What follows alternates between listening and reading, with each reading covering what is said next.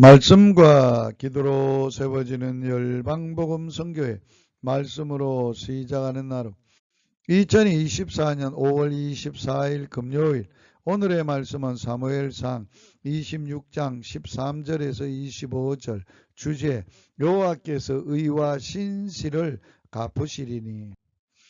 다윗은 사울을 죽일 수 있었으나 잠든 사울의 창과 물병만 가지고 나왔습니다. 그리고 건너편 삭곡대기에 올라가 사울의 군대 장관 아브네엘을 외쳐 불러 깨웠습니다. 다윗이 아브네엘과 사울에게 한 말 속에는 다윗의 사상과 믿음이 잘 나타나져 있습니다. 아브넬을 책망한 다윗.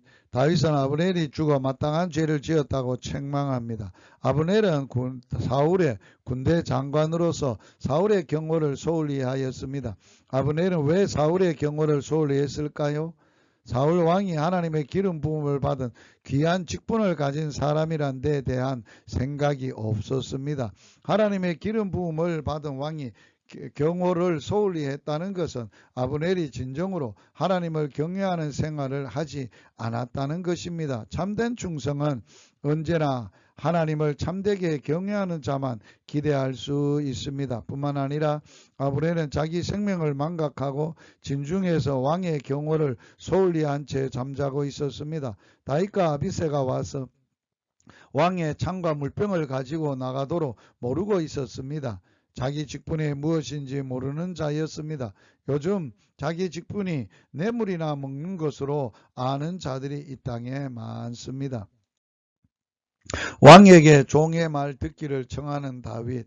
다윗이 아브넬의 죄를 책망하는 소리에 사울이 잠을 깨었습니다. 다윗은 사울에게 내 주 왕이여 이제 종의 말을 들으소서라고 간청을 했습니다. 하나님의 뜻이라면 죽어도 좋자는 다윗. 다윗은 사울 왕이 자신을 죽이고자 하는 것이 인간의 충동질에 의한 것인지 하나님의 뜻에 의한 것이 분별하기를 원한다고 말하면서 만일 하나님의 뜻이라면 자기는 죽어도 좋다고 말합니다. 우리는 자신이 하고 있는 짓이 하나님을 기쁘게 하는 것인지 인간들을 기쁘게 하는 것인지 분별할 수 있어야 합니다.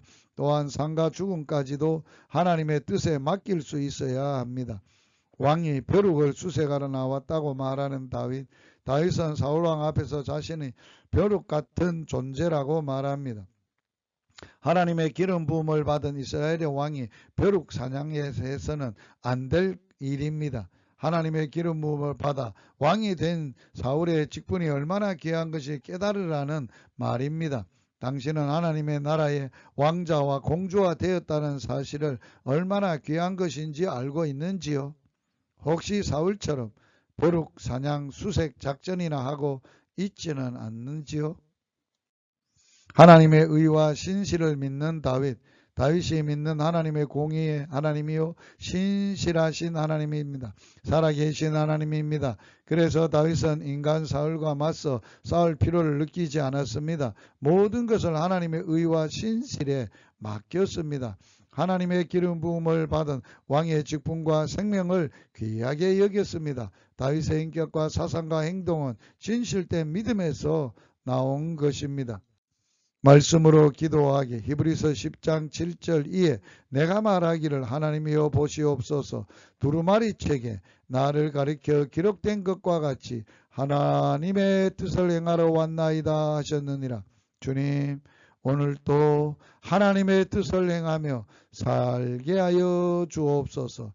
예수님 이름으로 기도하며 예수님 이름으로 축복합니다. 할렐루야.